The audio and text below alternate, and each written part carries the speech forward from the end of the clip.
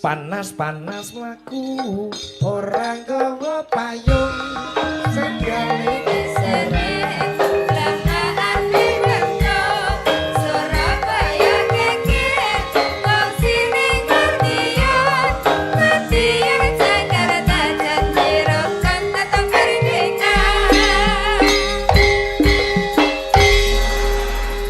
dalu Mbak Ima. Nggih sugeng dalu Mbak Limbuk yang canggih Nggih dipun timbali Pak Witoso Buweni. Nggih Netake Kang Putra Dik Leo Satria Wiratama. Nggih. Ndongake menapa dhateng Dik Leo. Nggih mugi-mugi anak lanang Leo tambah pinter, Amin. tambah soleh, Amin. ngabekti Amin. dumateng sik to Mas. ngabekti dumateng bapak lan ibunipun. Migunani nusa bangsa negara lan agama. Amin. Bocah saiki ki asmane apik-apik. Sapa Mas? Ora kaya taun 80-an kae. Tahun 80 jenenge sapa? Ya sing sunat ya Paijan ngono terus Ngatono kuwi. Sik, sampean kelahiran tahun pira? Aku 75 nggih. Oh iya lah ya jenengmu Jolang. Lho ala.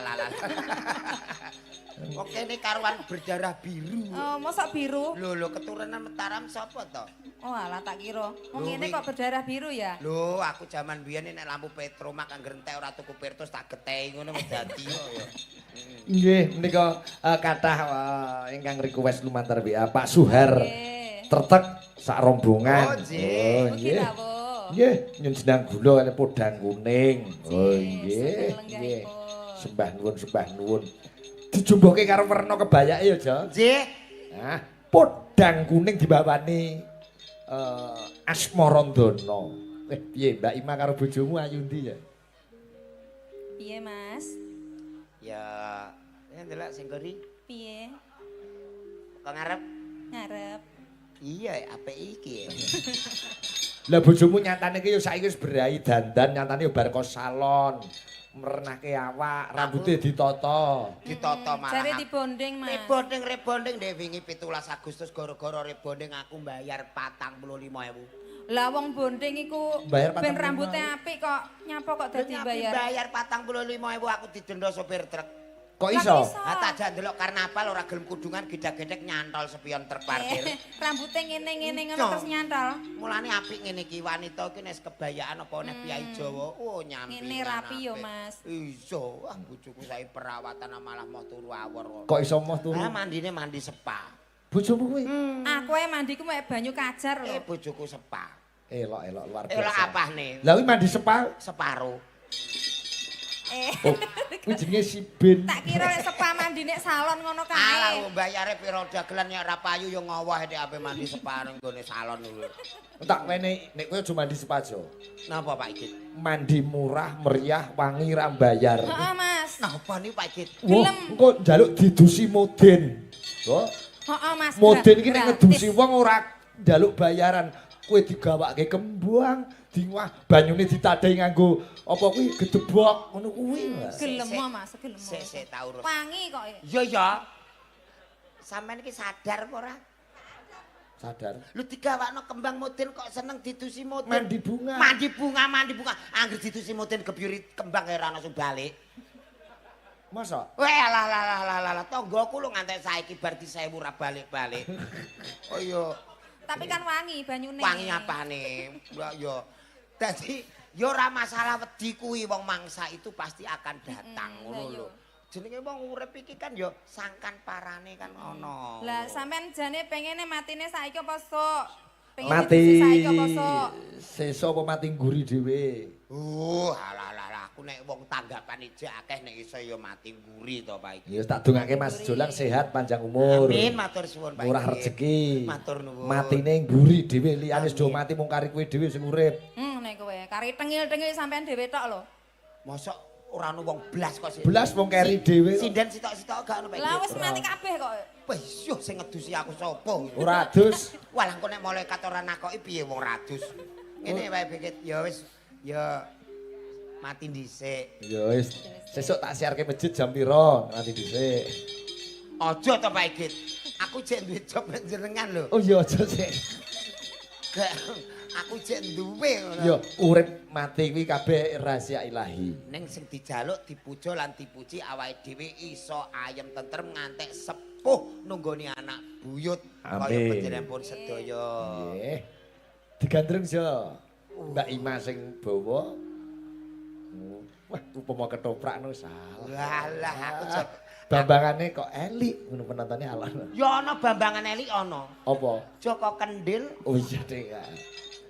Kok guweting aku angger ketemu sampean ki. ngapa? Aja mringis, Dek. Ngapa? Angger ketemu aku kok mending untukmu abangi bar mangan pitik urip apa Aku piye? badhe aku. Oh. Gayane ngekei tisu. Ngene iki cara roh bojone cemburu ta ora ya, Pak? Lho ora lho malah guyu kok ya. Ora. Ditunggoni garwane lho rumah samu. Masa nggih? Lho menika Pak Didik menika garwanipun. Lho menika Heeh. sae pokoke garwane dikaryakno terus mawon nggih. Wong pancen pakaryane presiden. Lah mulane dikaryakan, kita harus berprestasi lewat prestasi masing-masing. Ana sing guru, ana sing sinden, ana sing bayan, ya ana sing petinggi. Iya iya. Kudune darmaning suwita diniati lillahi ta'ala. Wah iya iya elok lunyu lambe. Ning seneng lho Mas aku. Pirang-pirang dino main ini diternya terus aku. Masa? Heeh. Ning ketoke kok wedi nek aku disawangi yoga-yoga ngono. Wah iya. Alah. Nek Pak Didik ya blas iku ah. Alah saja. Oh. Kaya dening ayu-ayu dhewe. Lho ayo nah aku macak kok e. Alah nek ra macak aku tau roh isu-isu nang omah. Kapan? Aku ning gone jenengan ring Piye mulai. piye? Isu-isu wajahe sing asli ketok. Heeh terus piye? Metu kok kamar. Ngene. Lah ya pas tangi turu sampean mara bar karipan pirang-pirang dino. Ya jenenge sedulur lan kekancan kan mampir lumrah tapi kok Lah iya mampirmu ki lho kaya pas aku tangi turu. omongnya ora jelas. Mbak Ima, Mbak niki pun anu mangkat enjing. Pun mangkat esuk. Digandrung jo digandrung. Wis digandrung jo. Nadyan ayo wis. Bocah nasibe wong bejo ngene iki. Yo. Ayo, aja ngingetno ndasku kowe ora tega. Oh aku terpana kok e. Nadyan wujud. Sik Pak Didik nggawa watu apa ora? Gak. Ora. Lah ketoke astane ngene-ngene, ana ora ber ngono lho. Banyu maling kopi diber. Ora watu malah wet ngono ya. Nadyan wujud temong peksi. Sok nenek wayangan garwane rasah digawa. Lah nyapa? Ora bebas. Stop. Tenang ora apa-apa. Gawalah kudune mau apotek sik. Lah engko tak. Kok ning apotek ngopo? Ah tumbaske CTM korong kilo terus kon ngendi kabeh. Wis lho jane ning diguwak ki. Alah ya. Wis lah profesional.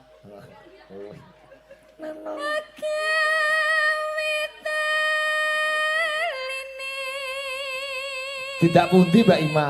Niki lho badhe nyuntukke mbae.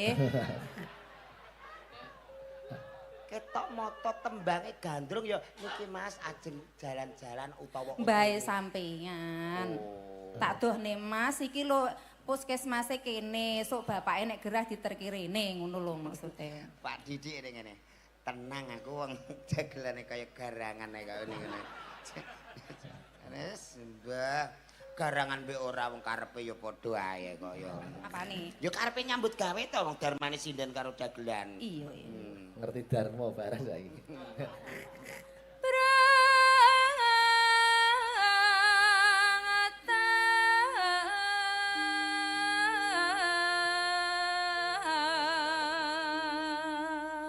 Sama nama tekone telat kok ngendi? Ya ngerti dhewe ta aku ngenteni ning njaba ora diundang-undang karo Mak Cangik. Padahal janjiane mah jam 11 lho Lah mampir Mak ning Cangik iki ndi? lho lali nek nganggo aku. Ya urung ngadekan ya urung metu ya. Nah iso. Ora Gendi kowe sing nyuwara aja.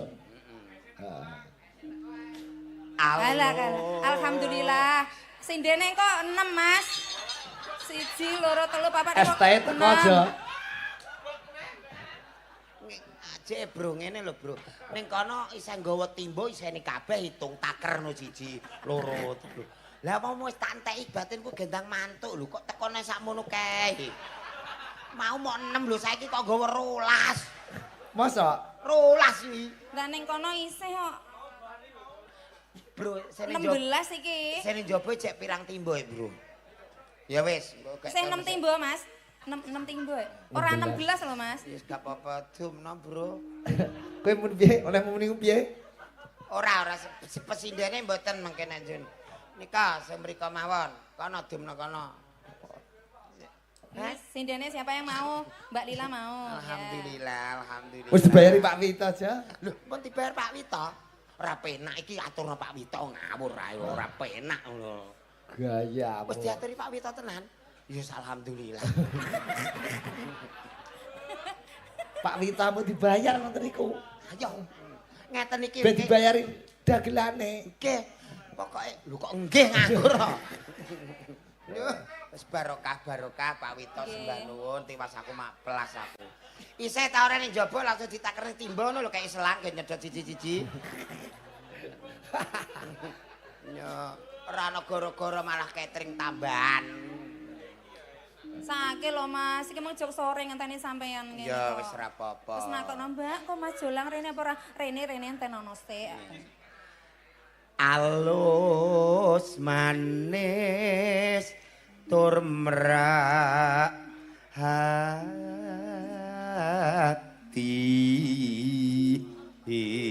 Sik to Mas, sampean kok ketok ora tenang. Wis ning kene tengok-tengok jukuk neh engko. Malah mau amuk. Lah arek kon jupuk kabeh. Wis tengok-tengok. Oh kudu. Kudu yo. Bakal esok ya kudu nguyuh lho. Wis Kancamu bakul liyane jarine Mas. anu le bakul mau sing lontong tuyuan ambekan gandul sate jairene kabeh kok tak bedhile siji-siji. Tak kira tak bayare. Piye ngerti ta ora bayari bakul-bakul. Aku gelem nek lontong tuyuan kuwi. Kong takone rene. Kok nek krungu wonge tenan malah rene akih. Ketoke mah aku rene kok ora ono bakul to Mas. Lah ning kono gemerutuk. Kok dalanku beda ya ora. Beda dalanmu. Bakul ning sebelah kono. Nah kono. Terus ya. Wis suwe nggon kula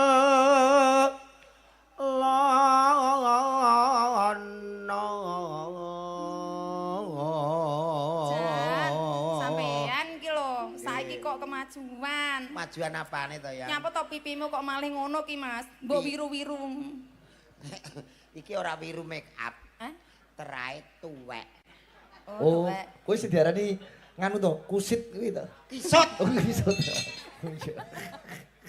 Awakmu saiki yo kemayu jek iso monggo mumpung jek kemayu. Apa? 35 tahun peok. Ya aku yo melu perawatan to yo. Perawatan? Yo sepayu mau. Oh, kudune disuntik pengawetan ngene terus kok. Ngono ya Mas. Formalin kuwi. Terus ya. Goleki si podang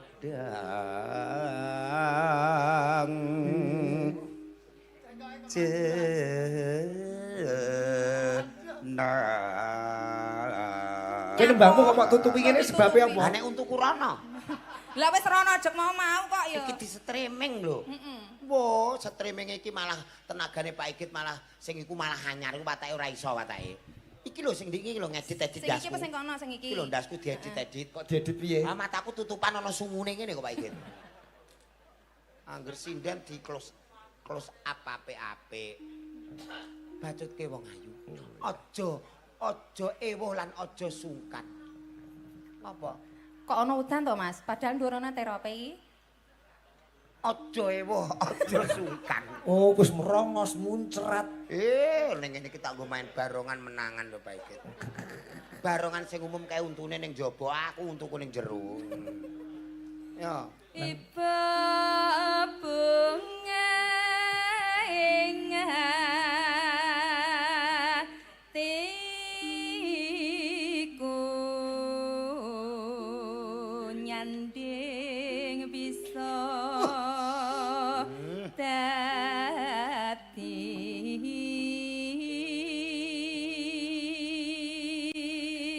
ojo ngono.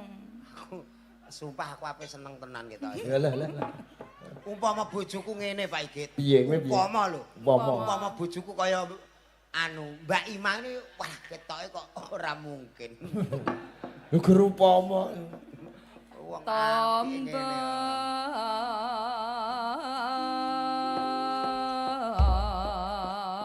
Disimak Pak Afif Kasihan Jatirogo salam nggih kanca-kanca CFC seluruh Nusantara sing padha hadir nggih sembah nuwun jalin persatuan dan kesatuan dan kerukunan. Pak Waris Sugiono saking Surabaya salam nggih kanca-kanca cakraning Rasdaya. Pak Tito Ngawi akeh sing do monitor saka luar kota do. Nggih, nika kanca-kanca Rembang sing wonten Madura nggih monitor Pak Igit. Nggih, Pak Hono Fatur saking Karangbali Jakenan. Nggih, mungkin nyuwun lestari. Ya, salam nggih kanca-kanca cakraning Rat Fans Club. Nggih. Podang kuning. Digarap tayub ya, Jo. Cocok Pak Igit. Buka saka Bunang. Buka saka Bunang. Deh. Pak Warno kok lemumen saiki ya, Jo. Nggih. Pak Itok dadi Pak Warno. Oh iya. Ning dengaren cah loro ki anteng biasane rasan-rasan kok. Lah kuwi ora mok mati ket mos rasan-rasan suwi no. Ngono kuwi numpuk ning guri. Anteng ra ketoke to. Teni kowe. Coba kaya ngapa buka saka Bunang, Podang Kuning karya Pak Darno. Nggih, siap kunjuk Mas Jemblok ST mantau. Siap.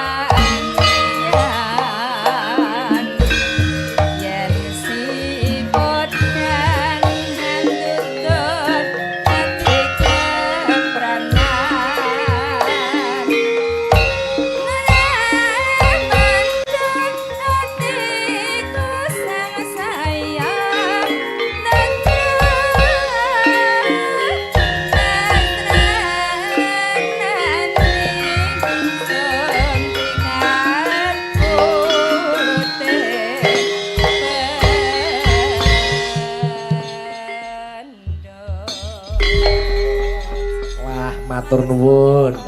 Ah. Sing nyawer sinten kula mawon. Niki wau saking anggota keluarga nyuwune Lintang Asmara kalih suket teki. Oh nggih.